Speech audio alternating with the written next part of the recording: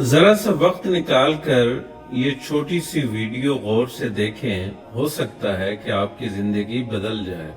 جب موت آئے گی تو یقین جانیں کہ کچھ بھی کام نہ آئے گا۔ آپ کے دنیا سے جانے پر کسی کو کوئی فرق نہیں پڑے گا۔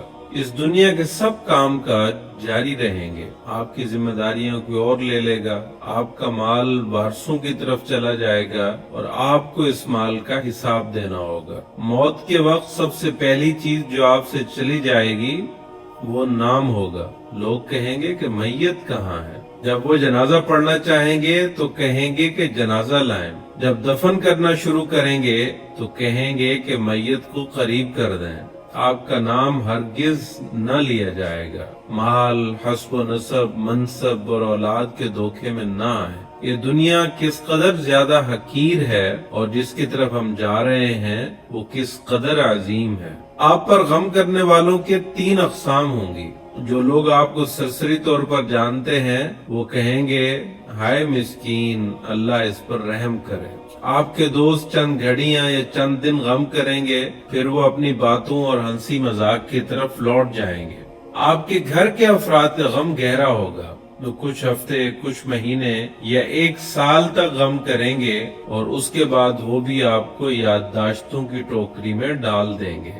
لوگوں کے درمیان آپ کی کہانی کا اختتام ہو جائے گا اور آپ کی حقیقی کہانی شروع ہو جائے گی، وہ آخرت ہے۔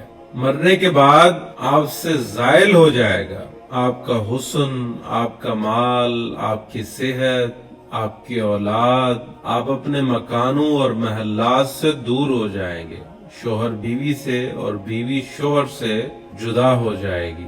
آپ کے ساتھ صرف آپ کا عمل باقی رہ جائے گا۔ یہاں یہ سوال پیدا ہوتا ہے کہ آپ نے اپنی قبر اور آخرت کے لیے بھی ابھی سے کوئی تیاری کی ہے؟ یہ وہ حقیقت ہے جو غور و فکر کے محتاج ہے، اس لیے آپ اس کی طرف توجہ کریں۔ فرائض، نوافل، پوشیدہ صدقہ، نیک اعمال، تہجد کی نماز اور اچھے اخلاق کی طرف توجہ کریں، شاید کہ اس سے نجات ہو جائے۔ مرنے والے کو اگر اس دنیا میں واپس لوٹایا جائے تو وہ صدقہ کرنے کو ترجیح دے گا، جیسا کہ اللہ تعالیٰ کا فرمان ہے رب لولا اخرتنی الی اجل قریب فاصدق، اے میرے رب تو نے مجھے قریب مدت تک مہلت کیوں نہ دی کہ میں صدقہ کرتا۔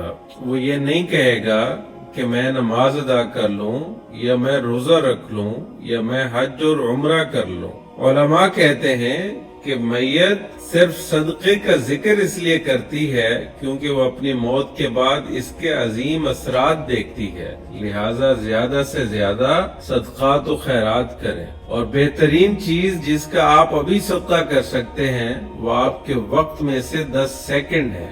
آپ خیر خواہی اور اخلاص کی نیت سے اس تحریر کو دوسروں تک پہنچائیں، کیونکہ اچھی بات کہنا بھی صدقہ ہے۔ اگر آپ اس تحریر کے ذریعے سے اور اس ویڈیو کے ذریعے سے لوگوں کو یاد دہانی کروانے کی کوشش کریں گے تو قیامت کے دن اسے اپنے ترازو میں پائیں گے۔ وَذَكِّرْ فَإِنَّ الذِّكْرَ تَنفَعُ الْمُؤْمِنِينَ، اور نصیحت کیجئے کیونکہ یقیناً نصیحت ایمان والوں کو نفع دے